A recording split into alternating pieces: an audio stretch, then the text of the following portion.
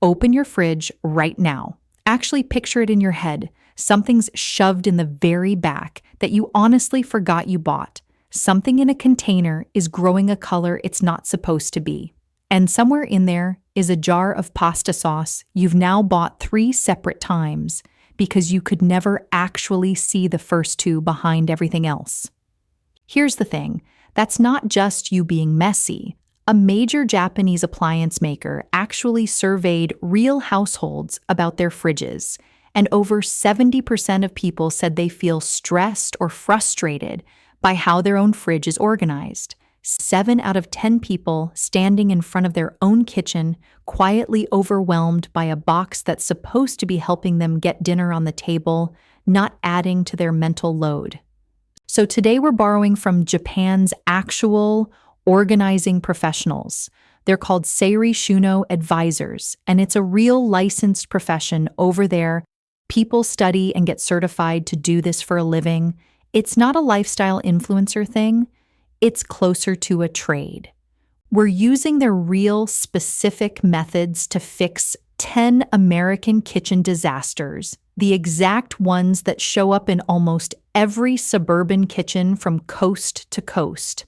Not the vague, just declutter more advice you've already heard 100 times and quietly ignored, because deep down you knew it wasn't specific enough to actually change anything.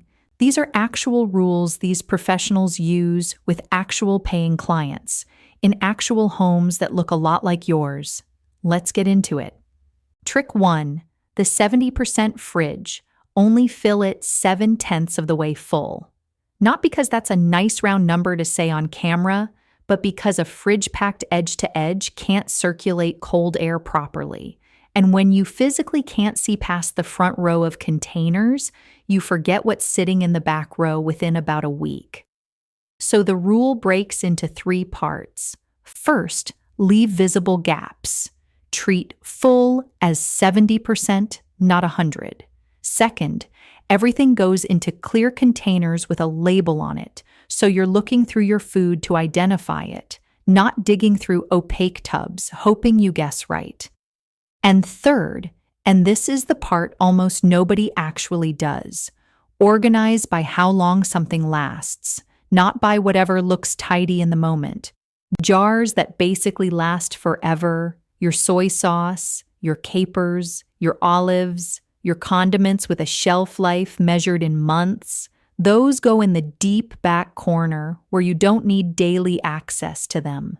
But anything with a short window, leftovers from last night, chicken you need to cook within 2 days, the produce that's already starting to turn, that goes right at eye level, front and center, so it's the very first thing you see every single time you open that door. Your fridge stops being a mystery box you're afraid of and starts being a system that actually tells you what needs attention today, just by looking at what's sitting at eye level when you open the door.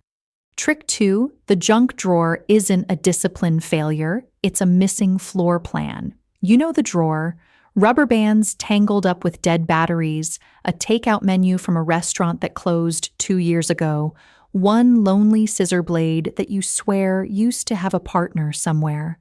Muji, the Japanese home goods brand, actually publishes an official guide specifically on this, and their rule is oddly precise. Every drawer needs its own usage rule before you're allowed to touch a single divider. That means step 1 is dumping the entire drawer out onto your counter. All of it, every last item, sorted into small piles by category first, before you buy or place a single organizer.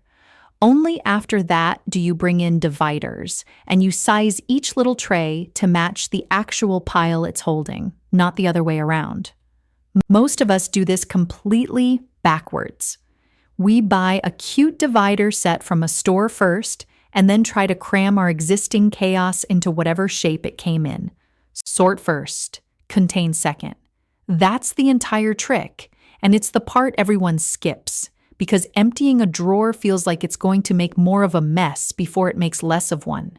It won't. It takes maybe 10 minutes, and it's the only version of this that actually holds up past the first week. If either of those two just described your actual kitchen right now, drop a 1 in the comments. Because trick 4 is about to call out something even more specific, and honestly, you're going to want to see it. Trick 3, your counter isn't the problem. The lack of a rule for your counter is the problem.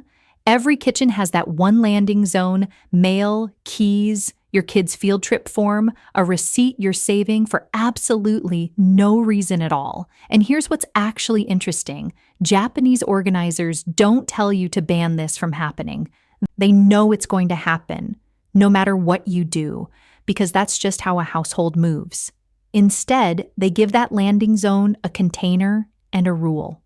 One tray, one basket, something small and specific that permanently lives in that exact spot. And the rule attached to it is simple. Only what physically fits inside that tray is allowed to land there. Everything else has to keep moving to its real home the moment you notice it's overflowed. The counter was never the enemy here. It just needed a boundary instead of a ban. Now here's where we're going to pause the technique talk for a second because I need to call something out directly. And if you've got a cabinet full of single-purpose gadgets right now, this next one is for you specifically. Trick 4, the graveyard of single-use appliances, the waffle maker. The air fryer you bought during a very specific mood back in 2022, the slow cooker that's been unplugged and pushed to the back since a holiday you can barely remember at this point. Here's what's genuinely wild. Professional declutterers, the ones certified in Japan's Danshari method, which roughly translates to refuse, dispose, separate, say that giving people more storage space almost never fixes this problem. It actually tends to make it worse, because a bigger cabinet just means you feel less immediate pressure to get rid of anything sitting in it. The real test they use with actual clients isn't, do I still want this someday? It's, is this currently in use or is it just currently being stored? Used versus stored, not used versus loved. And that reframe is brutal in the best possible way because most of us can absolutely lie to ourselves about still wanting something. It's a lot harder to lie about whether you've actually touched it since Easter. The professionals who use this method aren't asking you to throw the waffle maker in a donation bag tonight. They're just asking you to be honest about which category it's actually in. If it hasn't come out of the cabinet in 6 months, it's not equipment anymore. It's storage taking up prime real estate that something you use daily could be living in instead. Go ahead and admit it in the comments right now. You've got at least one air fryer attachment still sitting in its original plastic bag. Trick 5, stop stacking, start filing your deep drawers. Pots and pans crammed into one cabinet, where getting the single pan on the bottom means unloading 4 other ones first just to reach it. The Japanese principle here is called Tatate Shuno, which basically translates to store it standing up, like a file inside a filing cabinet instead of a flat pancake stack. Grab a simple file box or an expandable pan divider and stand your lids and pans up vertically, side by side, like books on a shelf. Now every single one slides straight out on its own without you having to disturb its neighbors at all. Put whatever you use daily toward the front of that drawer, and the once-a-year roasting pan gets pushed toward the back. Nothing about the amount of stuff in your kitchen changed. Only the direction it's stored in changed. Trick 6, the freezer where absolutely everything becomes an unidentifiable block of ice. Meat goes in as one full package, and 3 weeks later, it's a frosty mystery you're genuinely afraid to thaw and cook. The fix is flattening before freezing, not after. Portion your meat into flat, sealed bags. Press out as much air as you can and let each bag freeze completely flat like a slab. Now they store standing up too, filed in neat rows like folders in a cabinet instead of stacked in one solid lump where the bag on the bottom slowly becomes a freezer fossil nobody wants to deal with. You can see every single portion at a glance from the top, label facing up if you want to go one step further, and pulling together dinner stops being an archaeology dig through your own freezer with a butter knife as your only tool. Trick 7. The spice cabinet, where you somehow own 3 separate jars of cumin and none of them are actually full. This one's called front row, back row. Whatever spice you're actively using right now lives in the front row, fully visible, always within easy reach. Backup jars, the ones you bought specifically because the last one ran out, live quietly in the back row behind them. When the front jar finally empties, it goes in the trash and the back jar slides forward to take its place immediately. You always know at a glance whether you're genuinely out of something instead of buying a 3rd jar of cumin at the store because you honestly couldn't see the other 2 hiding behind the paprika and the cinnamon. Trick 8, the cabinet under the sink that the drain pipe basically ruined for you. You've got that awkward U-shaped gap where the pipe cuts the entire space in half so cleaning supplies just get shoved in wherever they'll physically fit, usually sideways and half falling over. Japanese organizers actually have a specific tool built for this exact shape called a Konoji rack, a U-shaped shelf that straddles the pipe on both sides and creates 2 flat, fully usable shelves out of what used to be dead, awkward space. Add a tension rod up near the top to hang spray bottles by their trigger necks so they're not lying on their sides leaking, and a couple of standing divider bins for everything else. And that entire cursed cabinet becomes fully usable again, top to bottom, instead of being the one spot in the kitchen you avoid opening in front of guests. Now, a quick honest moment before trick 9, because I try not to feed you anything I can't actually back up with a source. This next one isn't really a documented Japanese household habit. It's much more of an American-specific problem, but the fix borrows the exact same logic from trick 4, so stay with me here. Trick 9, the water bottle avalanche. You open one single cabinet, and it is nothing but reusable water bottles and travel mugs. More of them than any one household could possibly need in a lifetime, with lids and straws scattered around like confetti every time you reach in for one.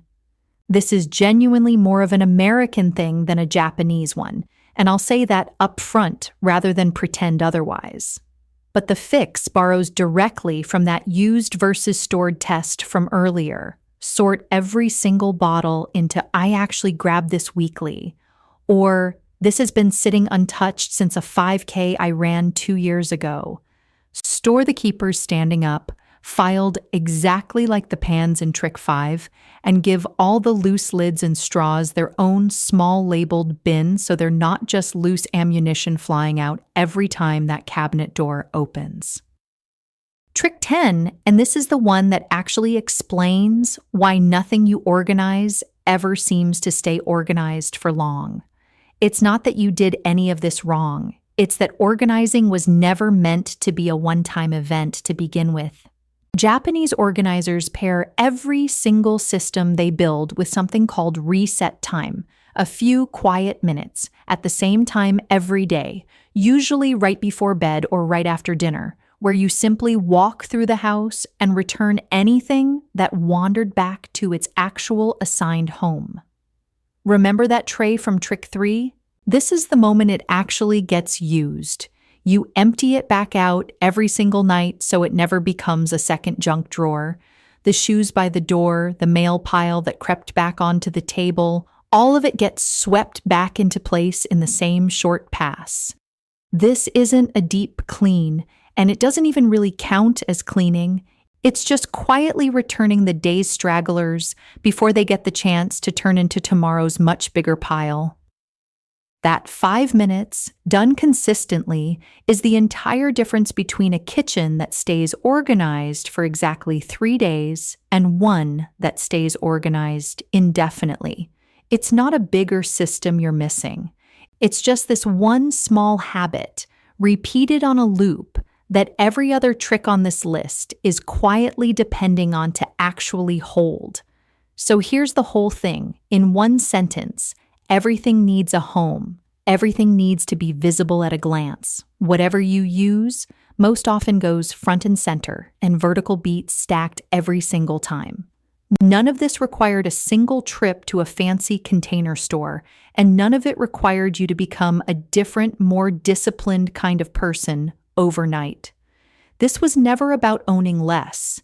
It's about giving what you already own a genuinely smarter place to exist. One drawer, one shelf, one small daily habit at a time. Now tell me, out of these 10, which one is your kitchen's actual crime scene right now? Tell me exactly which one in the comments. I actually read every single one.